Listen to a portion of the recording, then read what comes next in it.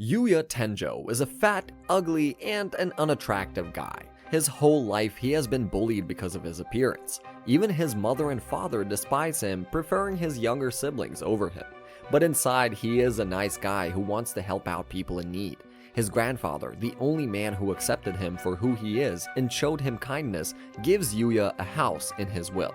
But because of this, his parents completely abandon him, leaving this middle schooler to fend for himself in this cruel world. He happens to run into a portal in his new house, a portal which enables him to freely transport between two different worlds. Using his newfound skills in this world of swords and magic, he becomes stronger in his original world as well. As Tenjo walks around the city, he expresses his outlook on life, claiming that never once in his life has he felt welcomed in this world. Despite this intense feeling of loneliness, he continues to spend each day for the sole purpose of helping someone who might be in need. One day, he stumbles upon a group of delinquents cornering a girl. Regardless of the girl's countless refusals, the thugs keep pressuring her, even going as far as constraining her. Seeing this girl in peril, Yuya decides to take a stand against these men, but is obviously scared. Nevertheless, he doesn't let fear consume him and approaches the group, but gets brutally beaten in return. All of a sudden, the cops show up, which prompt the thugs to flee. Managing to rescue the girl, the chivalrous man gets up, despite his injuries and wounds, and returns to his house. On his way back, he reveals that throughout his life, he has been constantly bullied because of his appearance.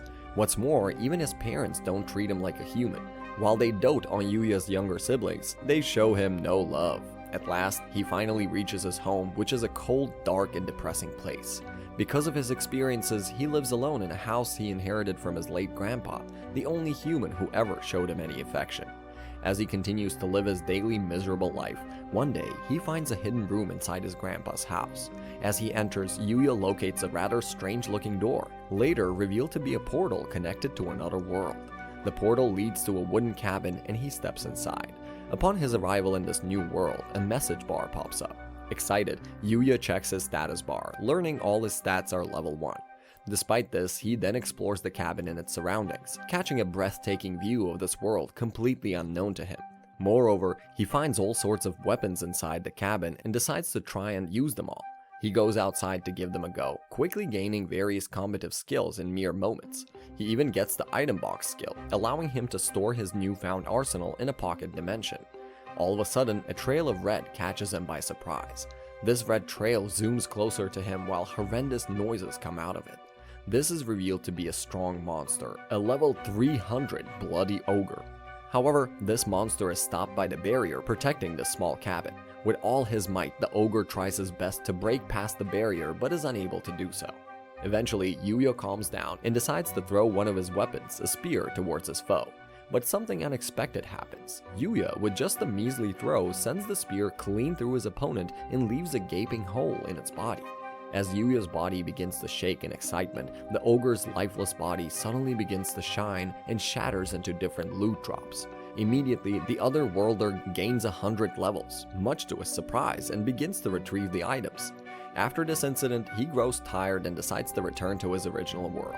But suddenly, the items that he has collected turn into money for him to use in his actual world. Later that night, back in Japan, Yuya undergoes a painful transformation. The newly gained levels morph his body, reconstructing all his flesh and bone, and he wakes up to find that he now has a six-pack. Not only that, he has grown taller and much more handsome, a complete 180-degree turn from the Yuya of yesterday. Using one of his skills, he buys new clothes with the money he just got his hands on and heads to his first day of high school. To no surprise, his transformation sends a shockwave through his former bullies.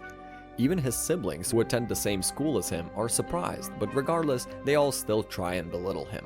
All of a sudden, the beautiful girl Yuya saved previously appears, who seems to recognize Yuya despite the transformation.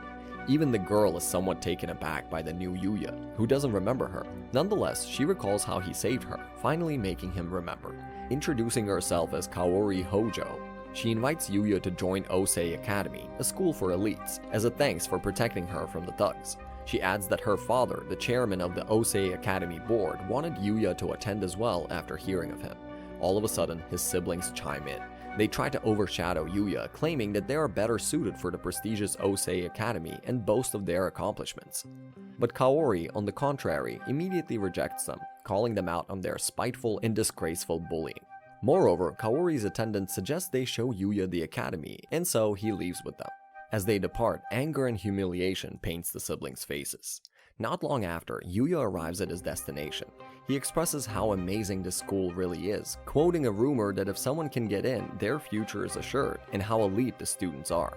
But this is exactly what makes him feel unfit for this place. He meets with Tsukasa Hojo, the chairman and Kaori's father. First and foremost, Tsukasa thanks Yuya for saving his daughter. He claims that Yuya's character is strong, and that is what Osei Academy is looking for. He states that they can hone Yuya's character here, adding that this is the reason for Osei's creation. However, Yuya seems to be hesitant. Seeing his discomfort, Tsukasa tells him to enroll in a trial period and hands him over to Professor Sawada. With her, Yuya heads to the science class and gets introduced to the other students. Instantaneously, the girl's eyes are averted at his handsome appearance. Sawada then seats Yuya, making Hyodo, a short-haired student, share her textbook with him. As he attends the class, Yuya notices how proactive the students of the school are. Between periods, he gets surrounded by others who want to know more about him and show him kindness. There, he also meets Ryo and Shingo, two of his contemporary classmates. Over lunch, they all befriend each other, and Yuya also learns the perks of the school, like bringing a gaming console and not getting in trouble. Seeing how kind everyone is here, and how they treat him as an equal, Yuya agrees to join Osei and tells this to the director. As he leaves, he bumps into Kaori, who was curious about his decision and delighted to know that he has joined. Kaori then takes Yuya to the local shopping district, and they eat some delicious crepes. Over snacks, Kaori makes him call her by her first name, making Yuya embarrassed. Other students watch these events unfold and assume that they are a couple. He then returns home and decides to venture into the other world once again, thinking he might get busy after officially enrolling. And so he armors up before entering and steps inside. Once there, he begins to use the cabin's barrier and his overpowered weapons to kill monsters, reaching level 235 and collecting all the drop loot. However, he notices that he is now leveling slower and as a result decides to venture beyond the barrier. But he suddenly hears a scream. Rushing to help, he finds several fresh corpses on the ground. Moreover, a goblin general is seen to be closing in on a human girl. Consequently, he tries to fight against this monster but has a tough time, as it's his first real battle. Regardless, he persists despite taking a huge hit and uses his skills to eventually overpower his opponent. He then approaches the girl, who loses consciousness. All of a sudden, some guards come looking for this girl, introduced as Lexia, and Yuya sneaks away when they arrive. Yuya does some chores and wonders if the girl he saved is alright. However, after wandering for a while, he thinks that Lexia's attendant would have likely treated her with the utmost care. Moreover, he realizes that he just has one pair of clothes, which he wears all the time. But now that he has money, he can afford new ones. Consequently, he heads to a shopping mall where all the women become bewitched by his appearance. Elsewhere in the mall, a director named Hikaru is shooting an advert. But there is a huge problem. The male model, Sho, has yet to show up, despite already being very late. As a result, Hikaru, having no other choice, begins to search for a guy he can use. As he looks around the mall, he of course notices Yuya and approaches him. Somehow, he manages to convince him to sub in as the model, but of course, Yuya is extremely nervous. As the shoot begins, his body becomes stiff when the female model, Mui, gets a bit too close to him. Eventually, the shoot comes to an end, and he and Mui chat for a while after getting finished. There, Yuya asks why Mui got into modeling and learns that she just wanted to be seen, revealing that Mui's parents were always busy and so couldn't pay much attention to her. All of a sudden, Sho finally appears. Acting all cocky, he is unapologetic for his late arrival, and he corners Mui, asking her to accompany him on a date for the shoot. Noticing her discomfort, Yuya intervenes and tells him to stop. Regardless of his intentions, his interference pisses Sho off and he decides to throw a punch towards him. But this is a gravely mistake, as Yuya, now more than level 250, easily evades and counters, slamming Sho onto the ground. As the crowd watches, they erupt into cheers for Yuya, forcing Sho to run away after tucking his tail between his legs. Mui profusely thanks Yuya, thankful that he got rid of this arrogant guy, and Hikaru asks him if he wants to continue working in this industry. Moreover, he claims that Yuya has a certain charm, but he refuses, stating that he is still an amateur and wouldn't be able to keep up with the professionals. As such, Hikaru accepts his decision and gives him some clothes as a thanks for his help, and so all parties prepare to leave. On the way back, Hikaru notices that Mui has fallen for Yuya.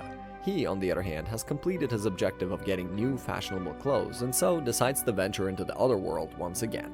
Meanwhile, Lexia still remembers Yuya, who saved her from certain death, and wants to go search for him. Wishing to thank him for his actions, she stubbornly heads over to the forest, but this time, her trusted knights accompany her there.